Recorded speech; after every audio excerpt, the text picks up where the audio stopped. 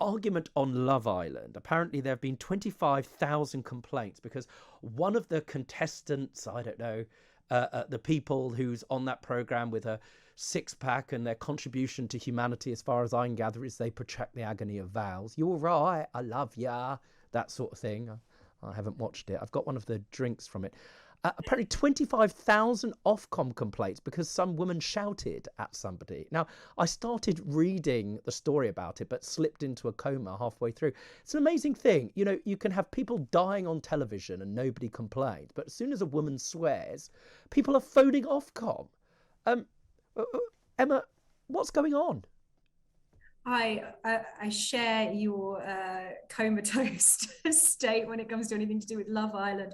But I think, if you are the sort of person who tunes into Love Island, let's remember what this show is. It is almost in its concept. Oh, hang on a second. Again, interruption. Don't diss people who tune into telly. You know, my audience on Judge Rinder, some of the smartest people in the world. I have to say, I know an academic at Oxford who phoned me the other day and said, I can't speak to you at the moment. I'm watching Love Island. That's exactly how he sounded. Well, there are lots of people. I know people who tune into it because they enjoy watching the psychological dramas that unfold. I think that is the point. That if you're going to be so sensitive that you complain to Ofcom about something like this, and I haven't actually seen the thing that they're complaining about because I don't watch the show, but the whole concept of the show is this kind of psychological schadenfreude, and that is the reason why people tune into it. That's why it's such a popular show.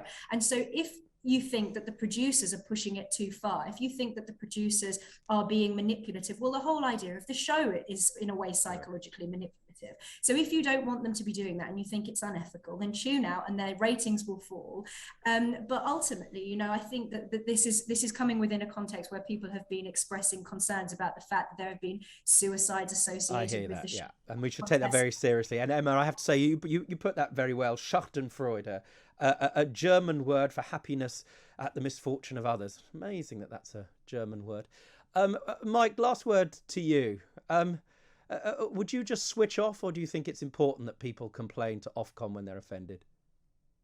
I'm going to say I think it's important that people complain, actually, because of the issue that Emma just referred to. And I agree with everything that she said, actually. But I think the issue of the mental health of participants, contestants, and the fact that there have been a number of suicides, and there will be things other than suicide that we don't know about because they haven't hit the papers, where people have had mental health difficulties afterwards. So I think it's good that people complain because people are being manipulated. Fair enough, they've chosen to go on the show.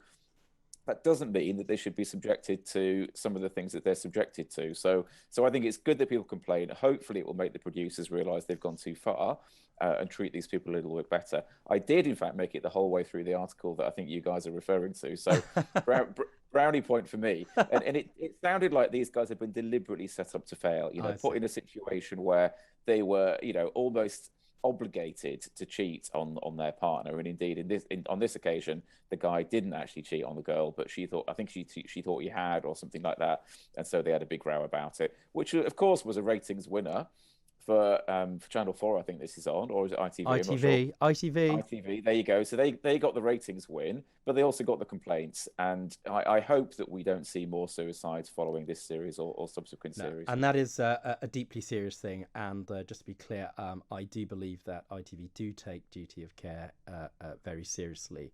And I think you've put that very well, where people are concerned that people are being psychologically manipulated. I think it's important that people hold up their hands, or at least report that, especially if they perceive there to be any bullying involved. It has been a real pleasure to listen to the two of you this afternoon. It's